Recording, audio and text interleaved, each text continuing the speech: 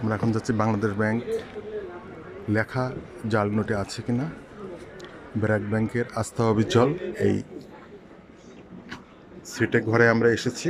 দুই আপু এই অবিচল আস্থা নিয়ে, বিশেষ করে লেখক লেখিকাদের সৌজন্যে সকাল থেকে এ যাবৎ জাল নোটের মেশিন নিয়ে সেবায় বসে আছেন।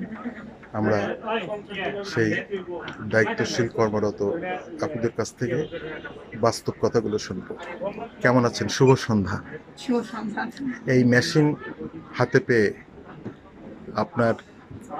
আপনাদের কেমন অনুভূতি? অনুভূতি বেশ ভালো, কারণ এটার মাধ্যমে আমরা জাল নোট শনাক্ত করতে পারছি এবং সহযোগিতা করতে পারছি আমাদের গ্রাহকদের, যাতে তারা প্রতারিত না হন এবং কেউ যাতে উনার মাধ্যমে অন্য কোনোভাবে যাতে প্রতারিত না হতে পারে, সেটাই আমরা চেষ্টা করছি এবং অ্যাওয়ারনেস দিচ্ছি যাতে একটু সতর্কভাবে নোট আদান প্রদান করে। এটা কি প্রথমেই বাংলাদেশ ব্যাংক দিয়েছে নাকি ব্র্যাক ব্যাংক দিয়েছে?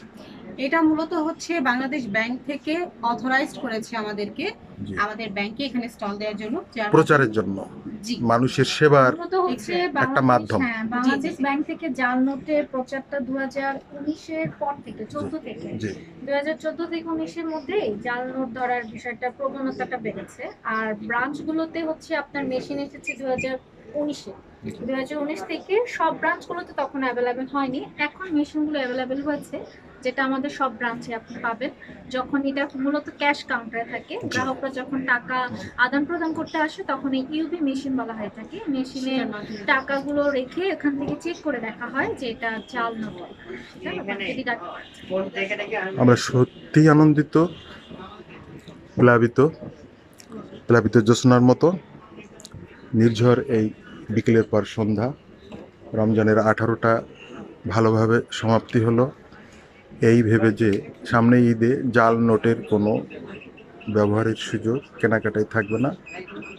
ব্র্যাক ব্যাংক এই আস্থা অবিচলের একটা ঘর এখানে আয়োজন করেছেন। আপনারা, দেশের মানুষ আমরা যারা আছি, ব্র্যাক ব্যাংকের উপরে অনেক অনেক বেশি আস্থা এবং অবিচল। আপুরা খুব ভালোভাবে আমাকে রিসিভ করেছেন। Appreciate to all of you from this audience, from this room, from this house. ভালো থাকবেন, সুস্থ থাকবেন। আপনাকে অনেক ধন্যবাদ আগ্রহ নিয়ে আমাদের কাছে আসার জন্য। এবং বেশি বেশি আমার লাইক শেয়ার করে কমপক্ষে আমার পাশে থাকবেন। ব্যথার ফুলদানি এইটুকে। ধন্যবাদ সবাইকে। শুভ সন্ধ্যা।